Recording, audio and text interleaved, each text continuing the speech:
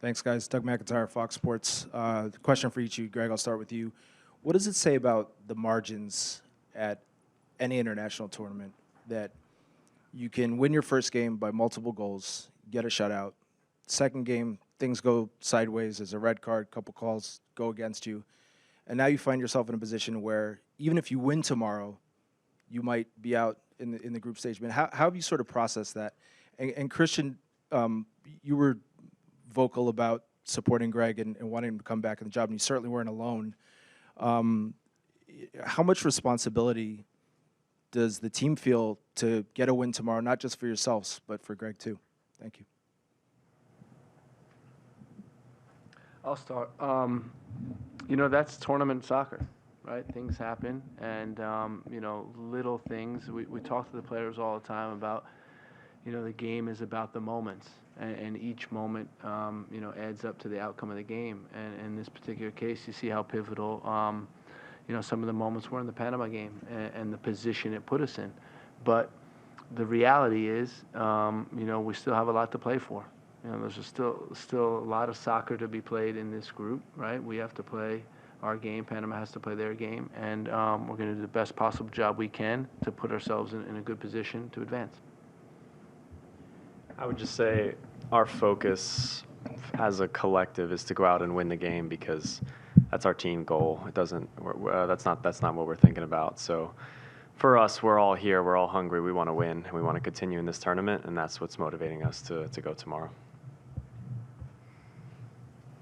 Hey guys, Jenny Taff, Fox Sports. Christian, my question for you, you had a quote following last match that you guys will need to have the best game of your lives to get the result against Uruguay. What does that look like from start to finish to get it done? To be honest, you know, thinking back, I don't think that's true. I don't think we have to play the best game of our lives. Maybe I was a bit emotional. I think we have to play a really strong game. I know we have a good enough team that if we do that and put on a really good performance, that's, you know, means coming out with intensity from the start, not letting emotions get the best of us, though, sticking to our game plan and trusting that we have a good enough team and that, you know, eventually over the 90 minutes we can, you know, grab a goal and go ahead and win the game. So I think we just need a really strong performance. The best game of our lives would be great, but that doesn't happen often. Hi, Greg. Michele Giannone from Univision. Hi, Greg. Yesterday, Tyler said that against a team like Bielsa or Bielsa's team, movement on and off the ball, it's the most important thing. Can you expand on that? And how do you think not having Bielsa on their sidelines will affect the game? Thank you. No, I think it's a well-drilled team. So I think regardless of who's on the sideline, it's going to be a very, very similar playing style, very similar you know, patterns that they look to exploit.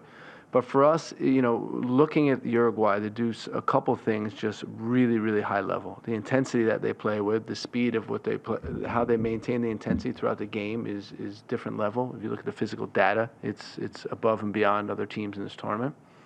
And then the second thing is counterattacking, transitioning. They win the ball and immediately they're getting behind the back line. And that's something where, you know, we need to be prepared for. You know, we'll continue to look at video, continue to prepare the group, but I would highlight those two things as being, you know, really strong attributes of Uruguay. Hi, Greg. Jeff Carlisle with ESPN. Kind of a two-parter. What's Matt Turner's status after being able to train at least a little bit the last 2 days? And what are some of your options in terms of trying to replace Tim Weah? You know, what kinds of things are you looking at? Yeah, so you know, Timmy gives us verticality, gives us assists. He's dangerous in front of goal, and you know, I think defensively he does a really good job. So it's difficult to replace. But for us, you know, we have, you know, a game plan that we're looking to go out and execute, and you know, we'll put the players on the field that we think can do that. You know, part of it is going to be, you know, we're going to need to pass, to move, to continue to open up space that will be available. So that's going to be really important for us. Regarding Matt Turner, you know, he did limited training yesterday, did limited training today, and you know, we're going to continue to monitor him and to see his status. Hey, Greg. Henry Bushnell from Yahoo Sports. In addition to those variables on your side, there's a lot of, there are variables on their side. There's been a lot of talk about whether they're going to play a full-strength team, given that they're more or less qualified for the next round. Has that impacted your game planning, and how much would you expect Uruguay's, system, how they play, to change depending on the personnel who are in their 11? No, my estimate would be that they play their strongest team. I think you go into this tournament, wanting to advance and wanting to do your best possible job, and I think that still includes, their work's not done either. And so my guess is they're going to play their strongest team, and that's what we're in this tournament for.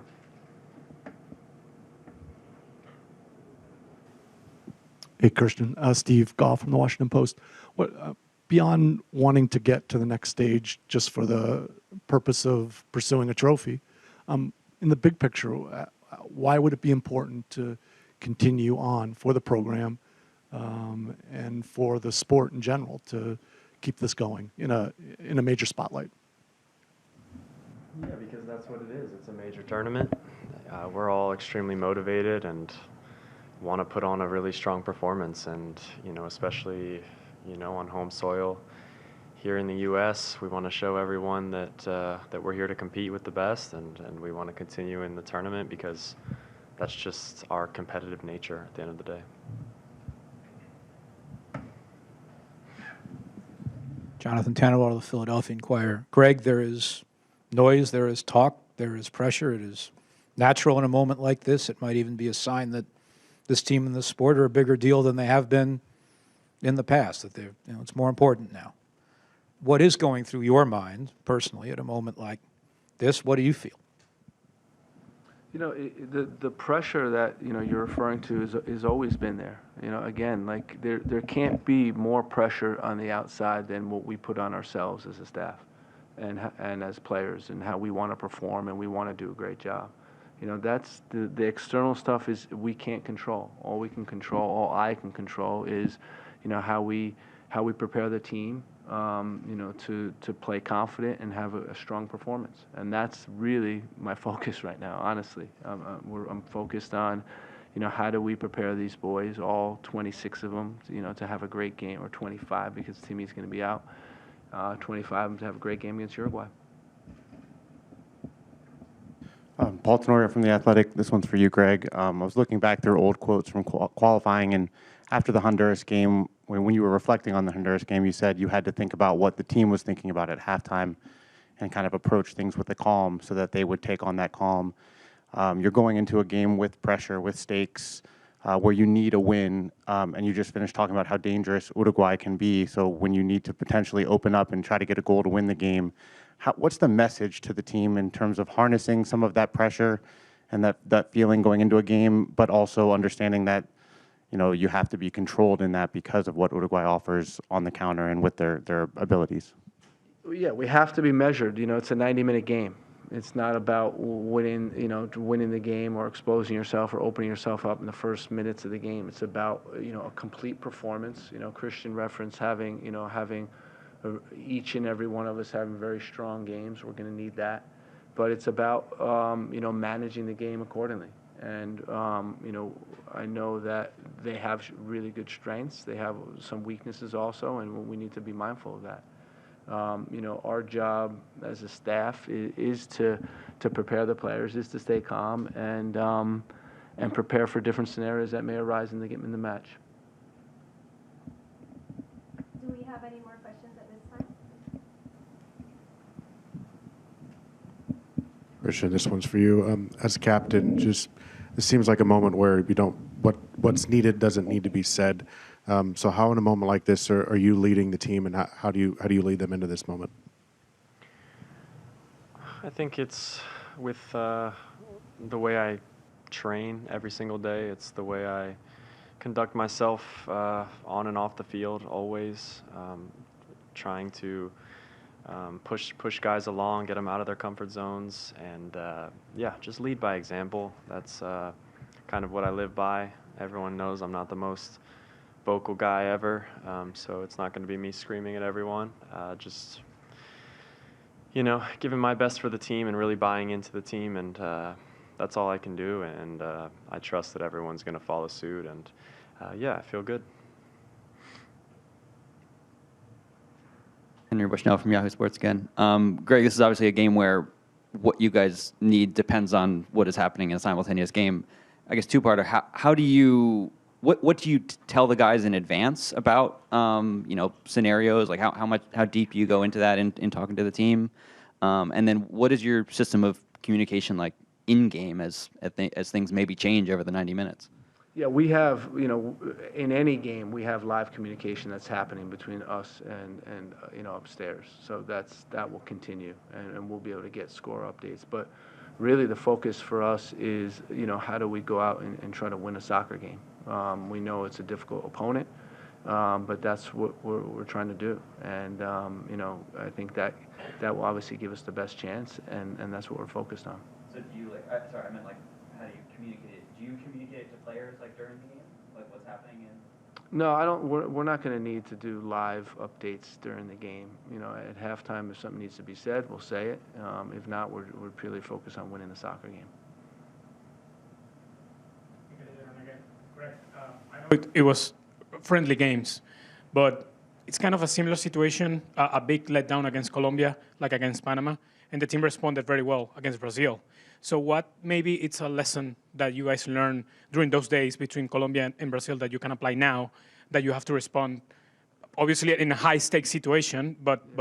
No, I know where you're trying to go. I think they're different situations. A lot of this, the Panama game was a really odd game, honestly. You don't see many games like that, and I think the biggest disappointment walking away from that game is that we didn't get a point. Because I think we did well enough to get a point, and that's disappointing. But it leads us to our situation now, and it's tournament soccer, and we know, our knockout game actually came 5 days earlier. And if we don't put a good performance, we don't win the game, our Copa America is done. So that there's, not much else to say. Jeff Carlisle from ESPN again. Greg, your team has taken some red cards over the last 2 years. I think there's been 5 that your team has taken. To what degree are you concerned about your team's ability to kind of handle intensity from the other one? Yeah, no, it's a concern. I mean, Timmy was actually the last player that I would imagine to do something like that. And you got to stay cool. With high stakes like this, you have to stay regulated. We want to take it to the edge and not go over the edge. And you referenced 5 examples. I'm trying to think of what 5 though. We had Serginho, Weston, Serginho twice, Areola. When was that? Oh yeah, yeah. That wasn't a red though, huh? Come on, you remember that? I mean, come on. He just got subbed on, right? He was on for like 5 minutes. That's right. Things happen. Referees make decisions. We have to live with it. But our job is to remain calm and help the team. We want to be competing. We want to be playing hard, and we want to be playing fair. I'm Conrado Giulieri, ESPN Brazil. Let me insist on the pressure subject. 24 of 26 players playing abroad. Maybe this is the best generation that U.S. has on soccer. I want to know from both of you if this assumption that the United States has so many talents is putting an extra pressure on you as a coach, Greg, and you, Christian, as a leader of this generation. Thank you. I'll start. Yeah.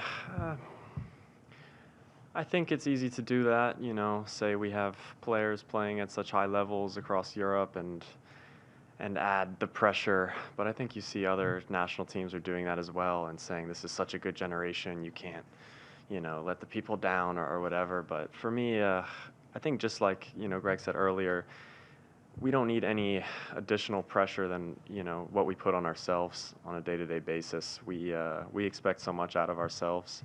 So any of that outside noise, I don't think it doesn't affect me personally. I hope it doesn't affect anyone else, because people can say what they want. All we can do is give our best and hope that that's enough to win games. Yeah, along those lines, I mean, we know what representing our country brings, and we know that the public demands that we win games, and you know, we take that responsibility very seriously, and we go out and we compete, and you know, things happen in tournaments, but you know, for us, for this generation in particular, you know, we're focused on continue to build, continue to improve, and try to get those wins that give us confidence to keep going. At this time, we'll take one final question. Henry was going for the hat trick there. I saw your hand. I saw it. I saw it. Sorry about that. I know you were initially reluctant to go into it after the game, but there are a few, you know, debatable officiating decisions against Panama. That no yellow card for Cesar Black. Still not going to do it. No yellow for Blackman, and then like a shorter amount of added time than perhaps in my mental maths. What would be your hopes for the officiating ahead of tomorrow? I'll do it. That question's both then. Go for Oh, it. no. Go for it. I was joking. Yeah. No, it's, you know, refs' decisions are out of our hands. It's tough when, you know, it felt like last time when the game wasn't fully under control. I think everyone could admit that. So it's tough. All we can hope is for a fairly called game, which we know that they're going to do. That's our hope, at least.